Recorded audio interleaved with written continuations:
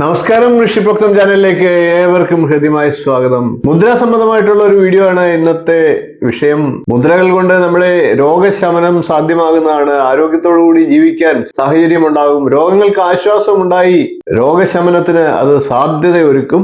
അത്തരത്തിൽ ഇന്നത്തെ കാലത്ത് എല്ലാവരും വാഹനം കൈകാര്യം ചെയ്യുന്നവരാണ്, വേണ്ടത്ര വ്യായാമമില്ലാത്തവരാണ്. അതുകൊണ്ട് തന്നെ കഴുത്തുവേദന അഥവാ സെർവിക്കൽ സ്പോണ്ടിലൈറ്റിസ് കൊണ്ട് ബുദ്ധിമുട്ടുന്ന ധാരാളം പേരുണ്ട്. അത്തരക്കാർക്ക് വേണ്ടിയാണ് ഇന്നത്തെ മുദ്രാ വിജ്ഞാനീയത്തിലെ വീഡിയോ ചെയ്യുന്നത്.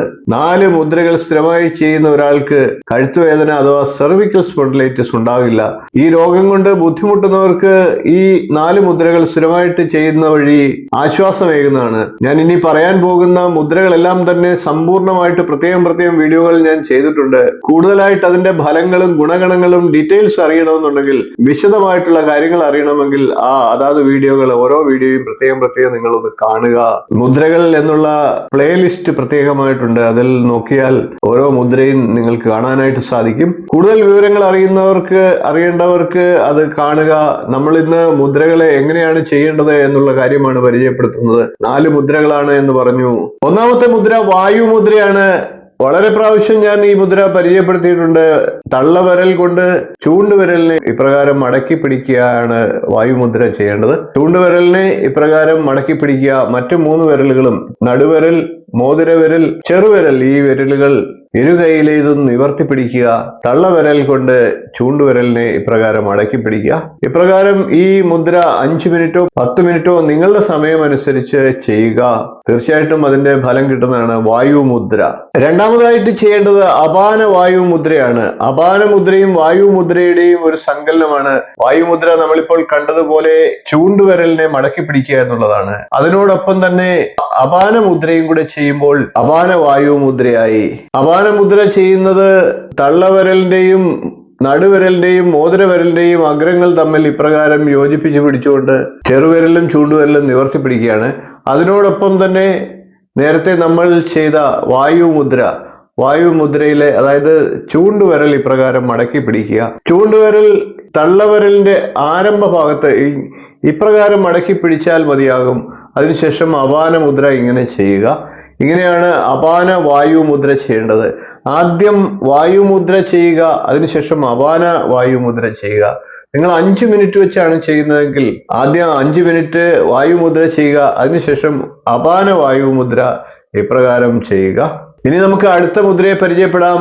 അടുത്തത് ചെയ്യേണ്ടത് പങ്കജ മുദ്രയാണ്. പങ്കജ് മുദ്ര എന്ന് പറയുന്നത് താമര എന്നാണ് പങ്കജം എന്ന വാക്കിന്റെ അർത്ഥം. താമരപ്പൂ പോലെ നമ്മളുടെ വിരലുകളെ ഇതളുകൾ വിടർന്നിരിക്കുന്നത് പോലെ രൂപീകൃതമാക്കുക എന്നുള്ളതാണ്. അതിനായിട്ട് ഇപ്രകാരം നമ്മളുടെ ഇരു കൈകളുടെയും ആരംഭഭാഗം ഇപ്രകാരം കൂട്ടി യോജിപ്പിക്കുക.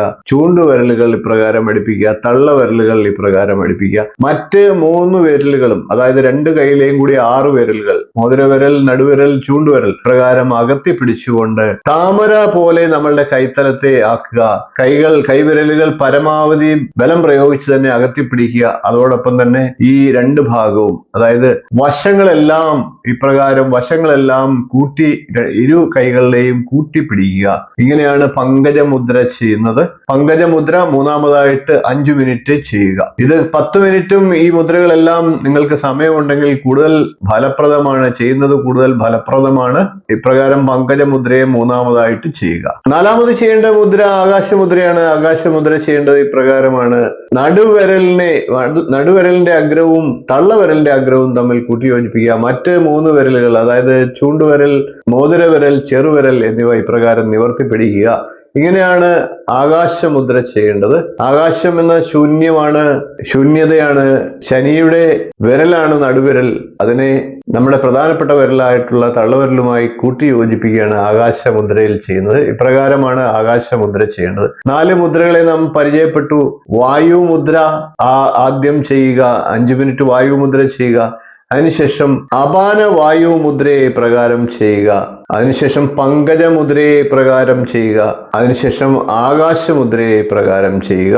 വായുമുദ്ര, അപാന വായുമുദ്ര, പങ്കജമുദ്ര, ആകാശമുദ്ര, ഇങ്ങനെയാണ് 4 മുദ്രകൾ. ഈ 4 മുദ്രകളും നിത്യം 5 മിനിറ്റ് വീതമെങ്കിലും കുറഞ്ഞത് ചെയ്യുക. കൂടുതൽ സമയമുള്ളവർ 10 മിനിറ്റ് വീതം ചെയ്യുക.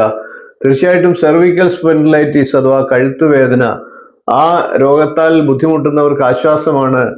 ഇത് സ്ഥിരമായിട്ട് ചെയ്യുന്നവർക്ക് അത്തരത്തിലുള്ള വേദന സംബന്ധമായിട്ടുള്ള, നാഡീ സംബന്ധമായിട്ടുള്ള കഴുത്തുവേദനകളും നട്ടലിനുള്ള പ്രശ്നങ്ങളും ഒക്കെ മാറുന്നതാണ്. ഈ മുദ്രകളെ ചെയ്യുന്നത് വഴി നമുക്ക് യാതൊരുവിധ ദോഷങ്ങളും ഉണ്ടാകുകയില്ല. മുദ്രകളെ കുറിച്ച് കൂടുതൽ അറിയാൻ ഈ മുദ്രകളുടെയൊക്കെ പ്രത്യേകം വീഡിയോകൾ കാണുക.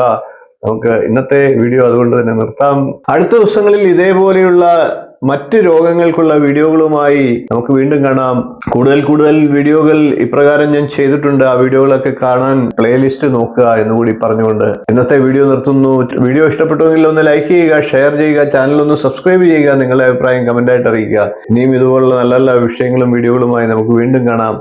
നന്ദി, നമസ്കാരം, ശുഭദിനം.